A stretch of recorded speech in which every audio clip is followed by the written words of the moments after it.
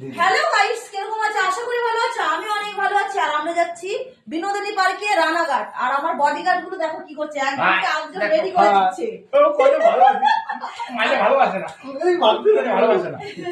হ্যাঁ, দুই পাশে একটু দাঁড়া দিয়ে মানাই কিনা আগে। একদম একদম। ও সেই দেখো বডিগার্ড আমার কেমন লাগছে? তো ফ্রিতে এরকম ভাইরা থাকলে তো বডিগার্ড ভালোই হয়। একদম একদম একদম। দেখো ভাই বোনের সম্পর্ক হচ্ছে বড় ভালো সম্পর্ক, হ্যাঁ, যেটা টাকায় কিনতে পাওয়া যায় না কিন্তু। যেটা টাকা দিয়ে হয় না ভালোবাসা। হ্যাঁ, এটা হচ্ছে মেইন ব্যাপার।